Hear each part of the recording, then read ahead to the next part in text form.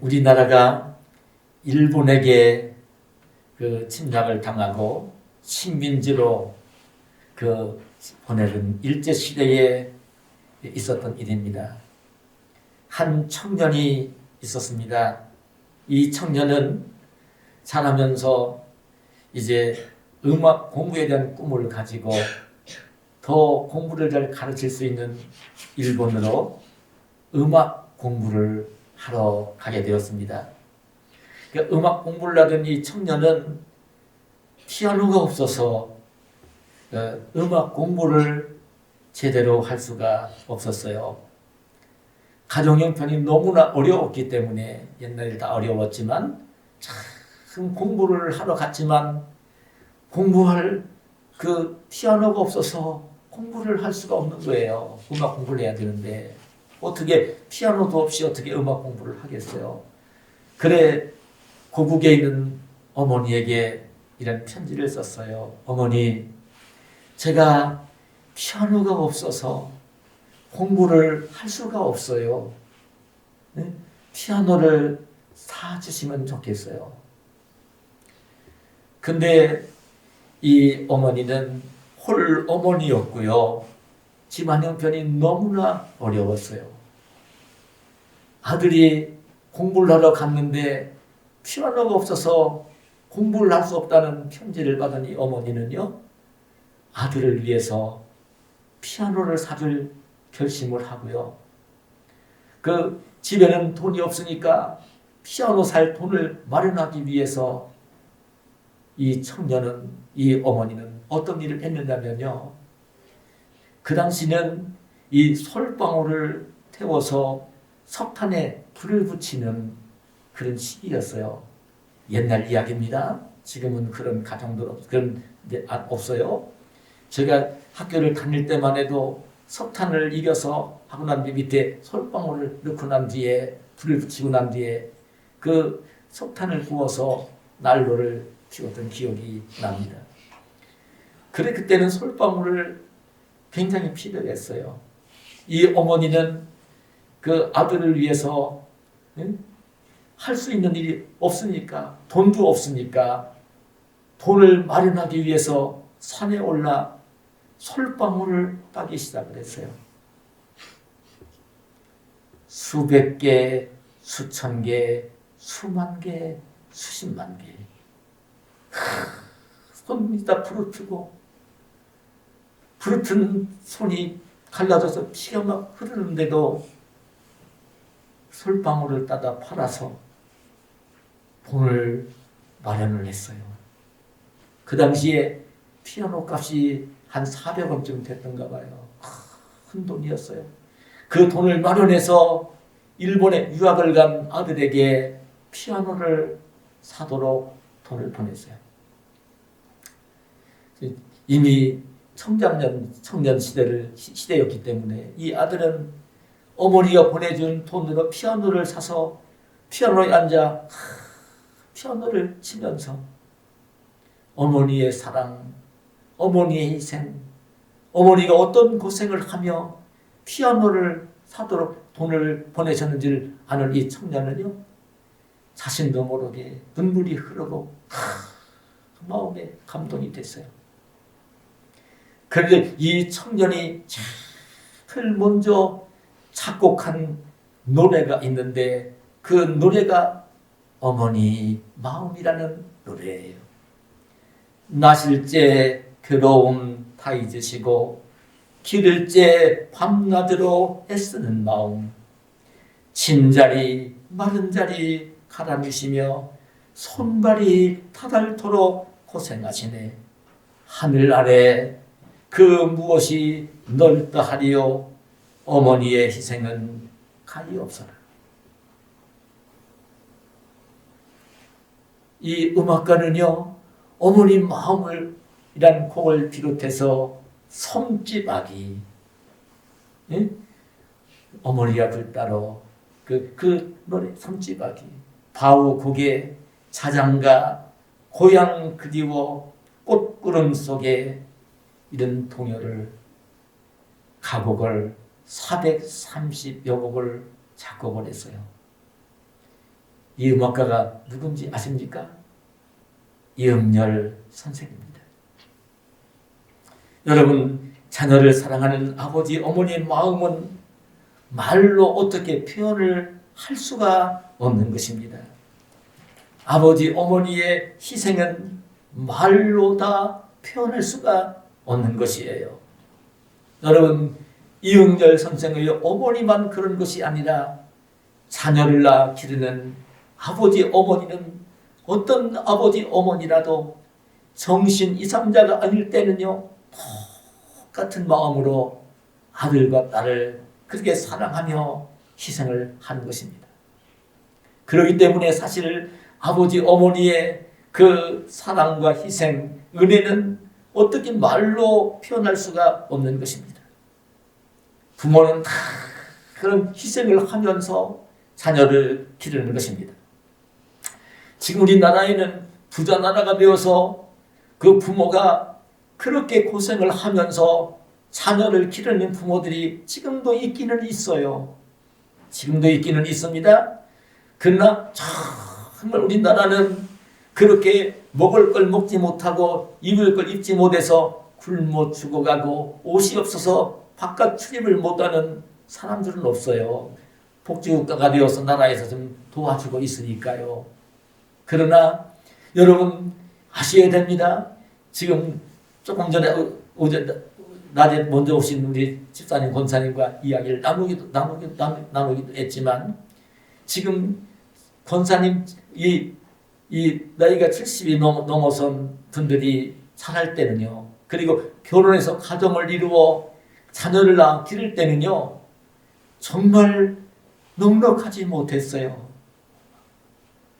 자기들은 먹을 것 있어도 입을 것 있을 때에 자기들 먹을 것 안 먹고요, 자녀에게 먹을 것을 주었고, 자기들은 허름한 옷을 입어도 자녀들 내보낼 때에 친구들에게 기죽지 말라고 좋은 옷을 사서 입히면서 자녀들을 다 길렀어요.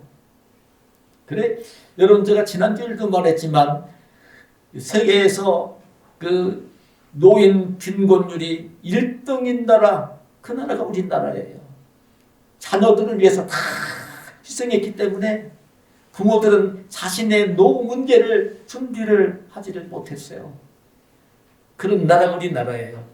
그 너무나 감사한 게 무엇이냐면 그 부모들이 자기는 그 잊지 못하고 잘 먹지 못하면서도 희생하면서 자녀들을 학교에 보내서 공부를 시켰기 때문에 우리나라 사람들은 무학자가 없어요. 다 글을 알아요.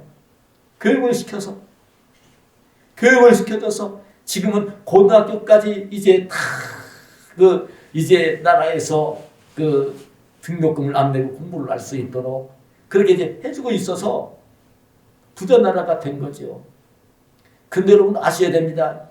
제가 초등학교 다닐 때만 하더라도 육성회비, 사친회비를 내면서 학교를 다녔어요. 여러분, 제가 초등학교를 졸업할 때 우리 집안이 너무나 어려웠기 때문에 지금 생각하면 제가 이해도 되지 않아요. 제가 중학교를 진학을 하려고 할 때 우리 부모님은요, 너무 집안이 어려우니까 중학교 때부터는 다 등록금을 내면서 학교를 다녀야 됐어요. 옛날에는 집이 가난한 사람들은 이 국민학교를 졸업하고 난 뒤에 중학교를 보내지를 못했어요. 등록금을 내야 되기 때문에. 그때 우리 부모님은 저에게 공부 좀 잘하고 있으니까 공부 제일 잘하는 친구를 간 중학교에 보낸 게 아니라 그 다음 가는 학교 장학생으로 공부하고 다니라고 거기를 보내세요. 옛날 그랬어요. 지금이나 예전이나 지금도 참 제가 어쩌다가 동행이라는 그 프로를 볼 때가 있는데 그 프로에 보면 지금도요, 시골에서 외국인 그 엄마가 와서 가정을 이루었다가 그 가정이 이렇게 이별이 되어지고 부모가 먼저 일찍 돌아가셔서 그 힘든 가정들 이야기를 나오는 걸 보면요, 지금도 너무나 눈물겨워요. 그런 가정들이 있는 모습을 봅니다.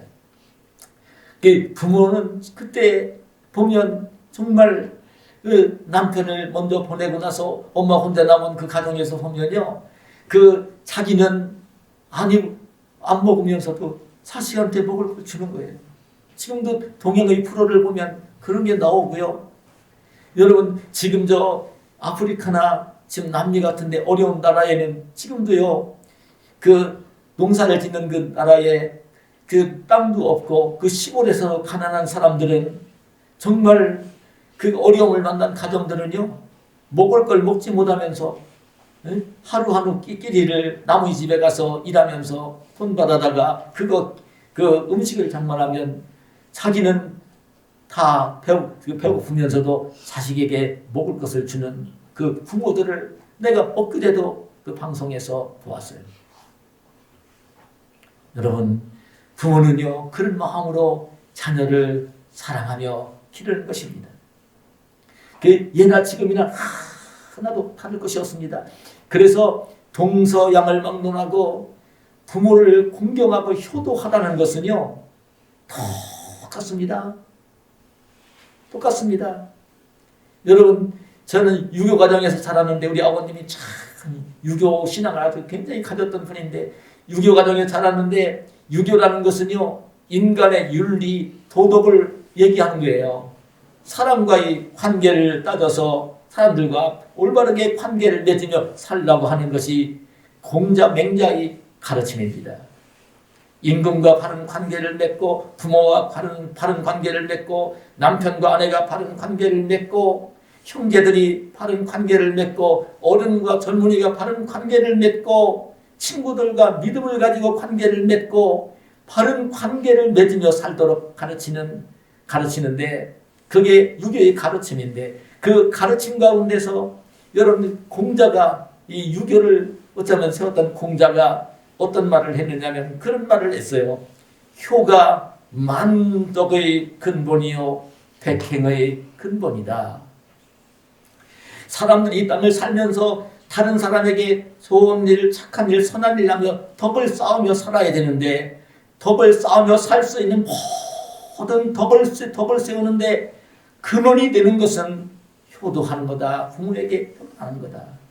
그리고 사람이 이 땅을 살면서 생활을 하면서 살잖아요. 자기가 밥을 먹고 잠을 자고 일을 하고 친구를 만나고 그러면서 사는데 그런 백행 모든 행동의 근본이 효도하는 것이다. 이렇게 이야기를 했습니다. 여러분 전 오늘 그 유교의 가르침을 이야기하기 위해서 지금 이 말씀을 준비한 것은 아닙니다.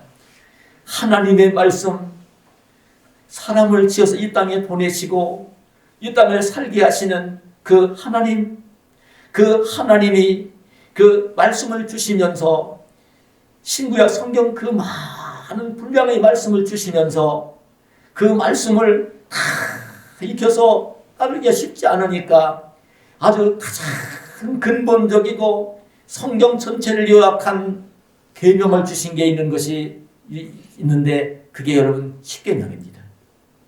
여러분 십계명은 모세가 직접 그 하나님이 쓰신 그 돌판 위에 써주신 게 십계명입니다. 다른 말씀은 모세가 하나님께 받은 말씀을 모세가 기록을 했지만 십계명은요 하나님이 영이신 하나님이 그때 하나님 눈에 보이는 분이 아니니까 불로 이 돌판 위에 하나님이 십계명을 직접 써서 모세에게 들려주신 것이 십계명입니다. 그런데 십계명은 제가 지난주일 말씀을 드리면서 하나님 사랑, 이웃 사랑에 대한 말씀을 드렸는데 첫째 계명부터 네 번째 계명까지는 하나님을 사랑하라는 계명입니다. 나 외에 다른 신을 내게 두지 말라는 말씀, 우상을 만들지 말고 우상 섬기지 말라는 말씀, 여호와 하나님의 이름을 그 망령되이 부르지 말라는 말씀, 안식일을 기억하여 거룩히 지키라는 말씀, 이런 말씀은 하나님과 바른 관계를 맺고 하나님을 사랑하며 살라는 말씀입니다. 다섯 번째 계명부터 열 번째 계명까지 내 부모를 공경하라, 살인하지 말라, 가늠하지 말라, 도둑질하지 말라, 거짓 증거하지 말라, 이웃집을 탐내지 말라고 하시는 이 계명, 여섯 가지 계명은 사람들과 더불어 올바른 관계를 맺으며 살라고 하는 계명인 것입니다. 그런데 사람들과의 관계를 맺으며 올바르게 살도록 일깨우는 6가지 계명 가운데 제일 먼저 말씀하신 계명이 뭐냐면요, 5번째 계명인 내 부모를 공경하라는 계명입니다. 그리하면 내 하나님 여호와가 내게 준 땅에서 내 생명이 살리라는 이 말씀을 해주셨습니다. 근데 바울 사도가 이 10계명 가운데 이 5번째 계명을 신약에 와서 더 자세하게 구체적으로 설명을 해주면서 기록해준 말씀이 오늘 제가 본문으로 정하고 읽어드린 이 말씀입니다.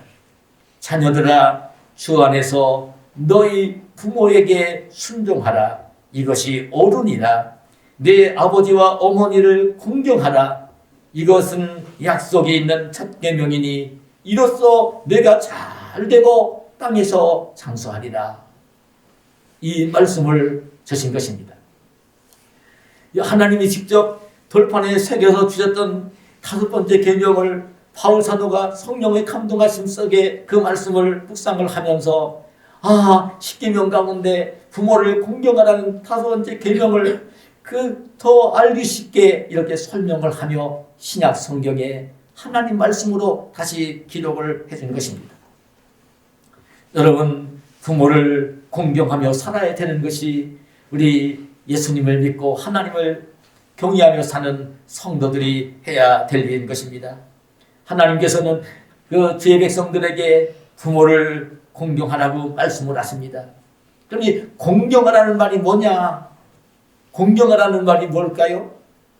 공경하라는 말을 우리말로는 그렇게 공손할 공자에다가 공경할 경자를 써서 자세를 낮추어서 공손하게 그 부모를 높이면서 공경을 하라는 이 말입니다.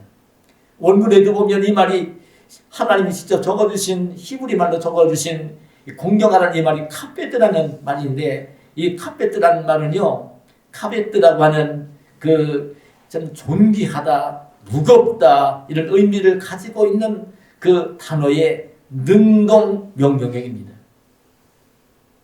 이 말은 어떤 말씀이냐면 부모를 가볍게 여기지 말고 참 존귀하게 여기고 무겁게 여기고 자기를 낮추면서 존경하라는, 부모님 앞에서는 자기 자세를 낮추고 아주 낮추고 부모님을 굉장히 무겁게 여기고 부모님을 소중하게 여기고 그러면서 존경하라는 이 말씀입니다. 이 카페드라는 말씀이 그런 말씀입니다. 여러분, 저는 늘 말씀을 드립니다. 우리 예수님 믿는 사람들은요, 대통령 앞에 가도 국회의원 앞에 가도 회장 앞에 가도 무릎을 꿇을 필요가 없어요. 안 꿇어도 돼요. 근데 하나님의 자녀들이 무릎을 꿇을 대상이 있는데 그 대상은 하나님 아버지와 또 한 분들은 아버지, 어머니 앞에서입니다.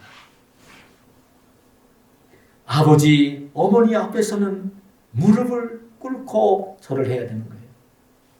돌아가신 분들에게 산소를 찾아가 절하라는 거 아니에요. 살아계신 부모님 앞에는 와서 무릎을 꿇고 절을 할 수 있어야 되는 거예요. 참 저는 잊지를 못합니다. 제 어버이 주일 오면 이런 얘기 종종 하지만 제가 병상에 누워 있으니까 친구들이 저를 많이 찾아왔습니다. 제 병문안을 온 거죠. 여러분, 바쁘게 공부하면서 어디를 다닐 때가 그렇게 있습니까? 근데 제가 아프니까 친구들이 찾아왔는데, 근데 자기 집에서 부모를 잘 공경하는 친구들은요, 친구들 다양하죠. 근데 저를 보러 오면요, 저 얼굴을 보고 난 뒤에 부모님 계시냐고 묻고 난 뒤에 부모님이 집에 계실 때는요, 가서 제 부모님 앞에도 큰 절을 했어요. 여러분, 잊지 마세요. 나는 지금 보니까, 지금 이 나이에 먹고 보니까요, 잘된 친구들이, 성공한 친구들이 참 대법관이 되고 대학교 학장이 되고 교수가 되고 차관급에 올라갔던 친구들이 보면 그런 친구들이에요. 그런 친구들이에요. 부모를 공경하며 자랐던 친구들. 그는 부모를 공경하는 것이 자기를 자세를 낮추고 무릎을 꿇은 자세로 부모님을 소중하게 여기고 존경하는 것이 그게 공경인데, 그럼 공경하는 것 구체적으로 어떤 것일까? 그 공경하는 것은요, 부모를 공경하는 것은 우리 어린 손주들이 여기 이 자리에 같이 앉아 있지만 부모님 말씀에 순종을 하는 거예요. 아버지 어머니 말씀에 순종하는 거예요. 어떤 말을 하든지 그 말을 순종하는 거예요. 아버지 어머니는요, 자녀에게 자녀가 해롭게 될 것을 요구하시는 적이 없어요. 아버지 어머니가 아들 딸 잘못되게 하려고 뭔가를 하라고 주문하는 적이 없어요. 그래, 아들 딸이 부모를 공경하는 건 뭐냐면 부모님이 말씀하실 때는 자기 생각과 자기 마음을 꺾고요, 아버지 어머니 말씀에 그대로 순종을 하는 거예요. 정말 예수님 안에서 순종을 하는 거예요. 하나님 말씀이 위배되는 말씀이 아니라면, 하나님 말씀에 어긋나는 것이 아니라면 부모님이 말씀하실 때는요, 다 순종을 해야 되는 거예요. 그리고 또 한 가지는 부모님의 마음에 근심과 걱정을 끼치지 않는 것이에요. 여러분, 사람에게 이 근심과 걱정은요, 뼈를 마르게 하는 것입니다. 잠언 17장 22절에 마음의 즐거움은 양약이라도 심령의 근심은 뼈를 마르게 하느니라. 여러분, 마음의 근심과 걱정은 뼈를 마르게 하는 것입니다. 예? 그 어머니 아버지 마음을 근심하게 하고 걱정하게 만드는 것은요, 부모를 뼈를 마르게 하는 고통을 주는 거예요. 여러분, 학창시절에 공부를 할 때는요, 친구들보다 더 성실하게 부지런하게 공부를 해야 되는 것입니다. 네? 공부를 하는 시기에는 공부만 하면 되는 거니까 열심히 공부해야 됩니다. 다른 친구들보다 더 열심히 공부해야 됩니다. 다른 친구들 몰래도 더 공부해야 됩니다. 그리고요, 좋은 친구들을 사귀는 거예요. 좋은 친구들을 사귀는 것입니다. 자기와 같이, 정말 자기와 같이 그렇게 함께 성실하게 착하게 자랄 수 있는 그런 친구들을 사귀는 거예요. 자기랑 자기에게 유익을 줄 수 있고 나도 유익을 줄 수 있는 좋은 친구들을 사귀는 거예요. 그래야 되는 거예요. 그게 부모를 공경하는 것입니다. 여러분, 그리고 정말 이제 장성월에서는요, 정말 직장에 취직을 하고, 그리고 세상을 살 때에 아주 중요한 게 있는데, 누구한테 욕먹지 아니하고 칭찬 들으며 존경받으며 사는 자기 자신이 되어지는 것입니다. 자기 자신이 칭찬을 듣고 다른 사람에게 존경을 받으면요, 부모는 자기가 칭찬을 듣는 것처럼, 자기가 존경을 받는 것처럼 그렇게 똑같이 귀하게 여기는 것입니다. 그리고 저는 그렇게 생각합니다. 자기의 몸과 마음을 건강하게 관리하며 유지하는 것입니다. 자기 몸과 마음을 아주 건강하게 관리를 하며 유지하는 것이 부모를 공경하는 것입니다. 최고인 것입니다. 여러분, 저는 부모님 말씀을 불순종을 하지는 않았지만, 제가 고등학교 2학년 시절 자주 말씀을 드리지만, 학교에서 화단을 만드는데 들것으로 흙파내는 일을 하다가 허리를 다치면서 이 하반신, 척추를 다치면서 하반신 마비를 당했어요. 그때 제가 병상에 누웠을 때 아직도 그 일 때문에 이렇게 지금 고통스럽게 불편하게 살고 있기도 하지만, 그때 아버지 어머니 마음은요, 저는 이해가 되고도 남아요. 뼈를 녹게 하는 우리 아버님은요, 참 어려운 살림에 저를 늘 건강했던 아들이 학교를 갔다 와서 하반신 마비가 되어서 학교도 못 가고 화장실도 못 가는 시절을 제가 1년 남짓 보냈는데, 그 모습을 보면서 얼마나 아버님이 괴로워하셨는지 모릅니다. 식사를 못 하시더라고요. 제가 병상에 눕기 전에는 공부를 좀 잘하고 착하게 자랐으니까 집안 사람들도 다 하려니까 저 때문에 가면 모든 집안 식구들도 사촌들도 육촌들도 다 하려니까 큰 기대를 가지고 사랑했던 아들인데 학교도 못 가는 아들이 됐으면 어떻겠습니까? 그러니까 집을 팔아서 돈이 없으니까 병원을 데려갔다 오시고요. 음식을 못 드시면서 술로 마음을 달래시면서 2년을 보내시다가 당신 병이 오는 것도 모르시고요. 나중에 보니까 위암이 걸리신 건데 그래도 당신 병원은 안 가시고 돌아가시기 전날까지 날마다 한약을 사서 하루에 3번씩 한약을 먹도록 해주셨던 아버지세요. 저 때문에 눈을 감지 못하고 가셨어요. 저는 그래 지금도 생각하면 아버지만 생각하면 눈물이 나요. 어머니도 똑같으셨어요. 그래서 결혼도 하고 가정도 이루고 두 손자도 태어나고 또 신학도 공부하고 또 목사가 되고 교회를 개척하고 그렇게 하는데도요. 제가 교회 개척한 지 4년 뒤에 돌아가셨는데 5년 만에 돌아가셨는데 그때 참 어쩌다 한두 번 오시고 1년에 한 번쯤 오시면 그때 교회당 뒤에 앉으셔가지고 새벽 기도를 마치면요. 저를 위해 기도하시다가 그냥 기도 안 되시니까 통곡을 하시면서 우셨어요. 그러신 어머니 마음, 어머니 모습이 어머니의 그 통곡 소리가 기도 소리가 이 마음속에 지금도 그대로 남아있어요. 이게 부모님이에요. 여러분 부모에게는 효도하는 것은 다른 것이 아닙니다. 자기 몸을 건강하게 관리하고 유지하며 사는 것입니다. 마음이 병이 들면 더 무서운 것입니다. 마음의 병이 들면 더 무서운 것입니다. 마음의 병이 들어서 정신병에 걸려서 일상생활을 못하고 정신병원에 들어가 있다든지 아니면 늘 마약 같은 걸 내가지고 그냥 잘못되고 있다든지 아니면 어떤 남에게 못된 큰 죄를 지어서 교도소에 가 있다든지 그러면요. 몸이 아픈 것보다 그 마음이 잘못된 사람들은 그 부모에게 더 큰 아픔을 주는 것입니다. 여러분 정말 그런 것입니다.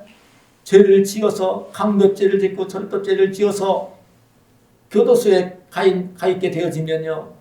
그 아들이나 딸이 그렇게 되어지면 아들과 딸만 욕하는 게 아니라 그 부모도 다 아는 사람 욕하는 것입니다. 아무것이 아들이 아무것이 딸이 어떤 죄를 짓고 교도소에 갔대. 그건 부모를 너무나 근심하게 만드는 것입니다. 여러분 실제적으로 그렇습니다. 나는 엊그제 지난주에 여러분들 다 들으셨을 겁니다. 예? 수능고사에서 만점을 맞고 우리나라의 최고 좋은 대학 의과대학에 들어갔던 그 아들이 얼마나 못되게 됐으면 이기적으로 자랐으면 얼마나 자기중심적으로 자랐으면 부모는 공부만 잘하면 된다고 생각을 한 거예요. 공부를 가르치는데만 집중을 한 거예요. 근데 인격이 성품이 빵점인 거예요.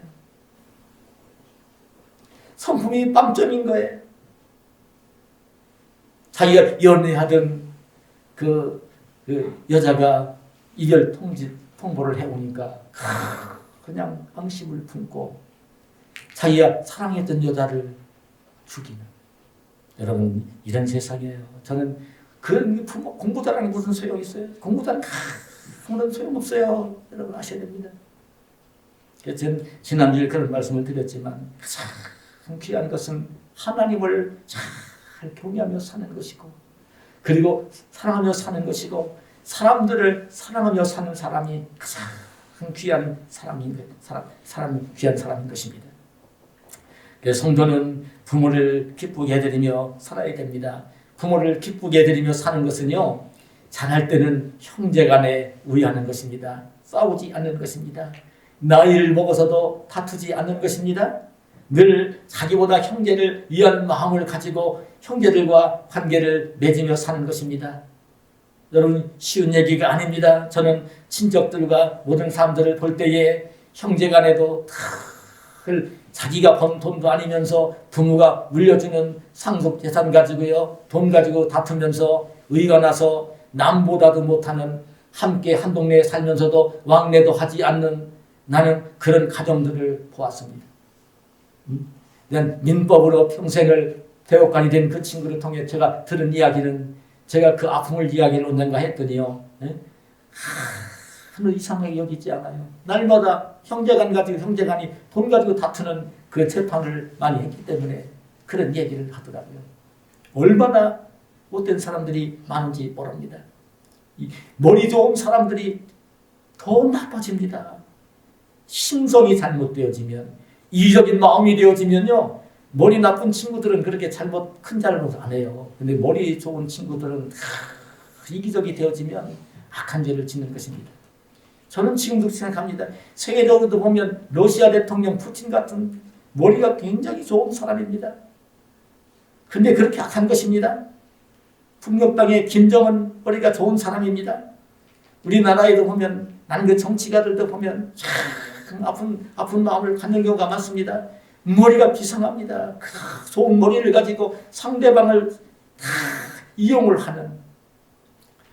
그래서 저는 정치가를 통해서도 이 세상에 희망은 없다고 봅니다. 희망은 오직 예수님을 잘 믿는 성도들, 하나님의 교회에 뿌린 것입니다. 여러분, 부모를 공경하며 살아야 되는 것입니다. 오늘날처럼 이렇게 노인들이, 빈곤들이 높아진 이 시대에 자녀들은요, 부모가 정말 경제적으로 그 생활이 어려울 정도로 어려움을 겪으면요, 부모님을 물질적으로 어렵지 않도록 도와드리기도 해야 되는 것입니다. 이것이 여러분 부모를 공경하는 것입니다. 그들은 부모를 공경하는 자를 하나님은 내버려 두시지 않습니다. 부모를 공경하는 자에게 오늘 주님은 뭐라고 말씀하시냐면, 이 십계명 가운데 그 말씀을 했어요. 다섯 번째 그 계명에 내 부모를 공경하라. 그리하면 내 하나님 여호와가 내게 준 땅에서 내 생명이 길리라. 이게 다섯 번째 계명인데요.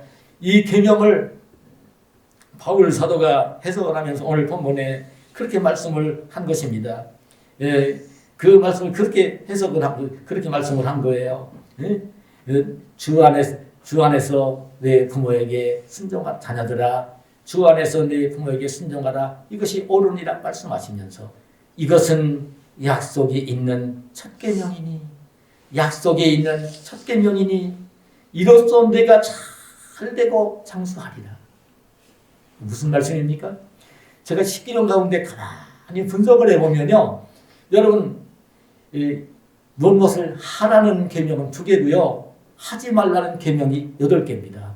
근데 이 십계명을 주시면서 유일하게 하나님이 약속을 함께 담고 있는 계명은 오직 하나, 이 부모를 공경하라는 계명입니다. 하나님이 약속을 담고 있는 유일한 한 계명, 그는 부모를 공경하라는 계명입니다. 부모를 공경하면 내가 땅에서 잘되고 장수하리라는 이 약속을 담고 있습니다. 이 땅에서 잘되고 싶고 장수하고 싶다면 반드시 부모를 공경해야 됩니다. 하나님은 약속하신 것을 반드시 지키시는 분입니다. 하나님은 약속하신 것을 한 번도 어긴 적이 없습니다. 다 지키시는 분입니다.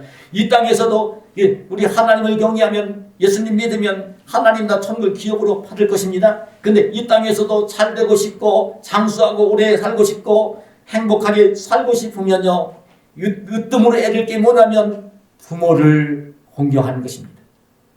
부모님 말씀에 순종을 하는 것입니다. 내가 싫어도 순종을 하는 것입니다. 내 자세를 낮추고 순종하는 것입니다. 부모님을 높여드리고 존경하는 것입니다. 따르는 것입니다. 근데 성경에 보면요, 부모를 공경하는 사람들이 다 잘됐어요. 야곱의 12아들 가운데 12아들이잖아요. 근데 부모를 잘 공경했던 유다와 요셉이 다른 형제들보다 더 복을 받았습니다. 유다는 여러분, 네 번째 유다는 여러분 네 번째 아들이면서도 품행으로 볼 때는 부족한 게 있기도 했지만 부모를 정말 공경했고 형제가 무해했습니다. 하나님이 유다에게 큰 복을 주셨습니다. 자손들이 제일 번성하게 해주셨고 나중에 유다의 혈통을 통해서 다윗 왕이 태어나고 그리고 이제 정말 그 예수님의 족보에 오르는 인물이 유다가 되었습니다. 12형제 가운데 유다가 예수님의 족보에 올랐습니다. 여러분 요셉은 11번째 아들입니다. 그런데 요셉은요 오늘 부모님을 공경했고 형제들을 우애했습니다. 그랬더니 하나님이 복을 주시어서 야곱이 불러서 축복을 빌어줍니다. 빌어주는데 이 요셉을 축복을 빌어줄 때는 요셉에게 빌어주면서 요셉의 두 아들 에브라임과 므낫세를 야 요셉아 이 에브라임과 므낫세는 내 아들이야. 그렇게 한주를 하시면서 에브라임과 므낫세에게 축복을 하며 빌어줍니다. 그래서 그 야곱의 12 아들 가운데 레위는 하나님께 바쳐진 그 아들이고요. 11아들인데 그래서 12지파가 됐는데 요셉의 두 아들 에브라임과 므낫세가 두 지파를 이루면서 다른 지파들보다 갑절로 복을 받았습니다. 여러분 저는 오늘 미국에서도 그 학생들을 가르칩니다. 초등학교 엘리멘터리 스쿨 초등학교도 가르치고 그 중등 중학교 고등학교 학생들을 가르칩니다. 근데 미국에서 중고등학교 학생들을 가르칠 때 가장 많이 인용하는 인물이 있는데 그 인물은 누구냐면 미국을 건국한 초대 대통령 조지 워싱턴입니다.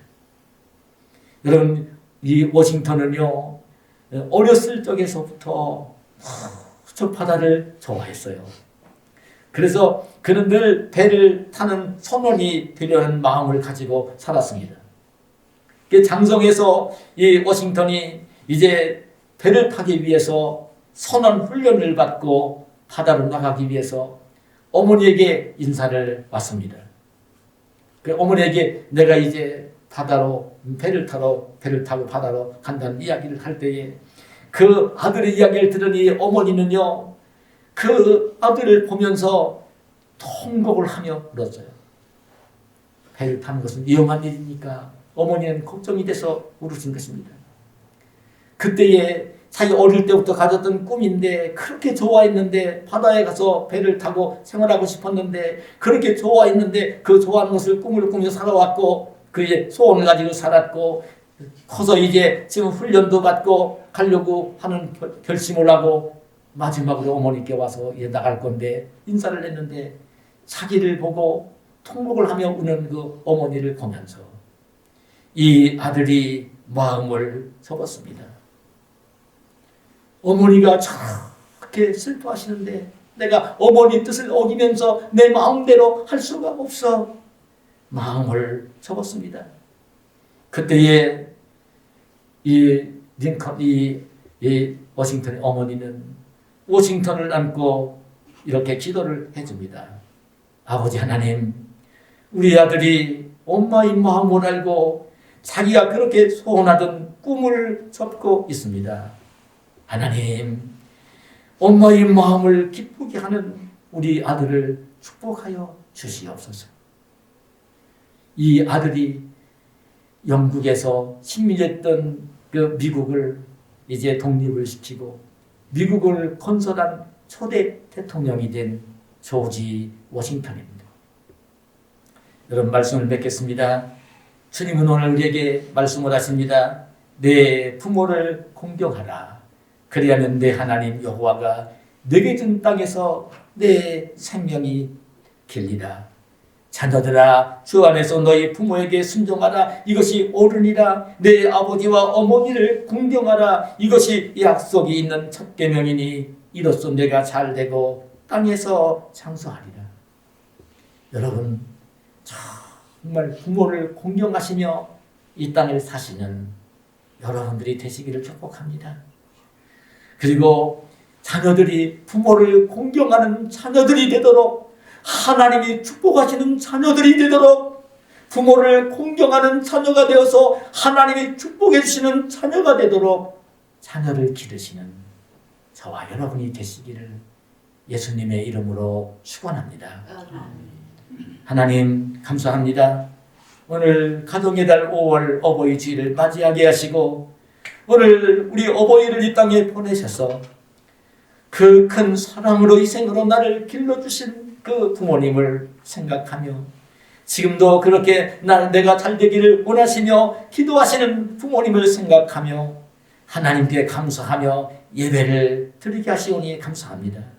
주님, 오늘 들려주신 말씀을 마음속에 꼭 담게 하시고 지금까지의 모든 마음들을 새롭게 정리하며 다짐하게 하시고 부모를 공경하며 사는 저희들이 되어지게 하시고 오늘 자손들이 복을 받을 수 있도록 하나님이 기뻐하시며 복을 주시는 자녀가 될 수 있도록 부모를 공경하는 자녀들이 되도록 기르는 우리 모두가 되게 하여 주시옵소서.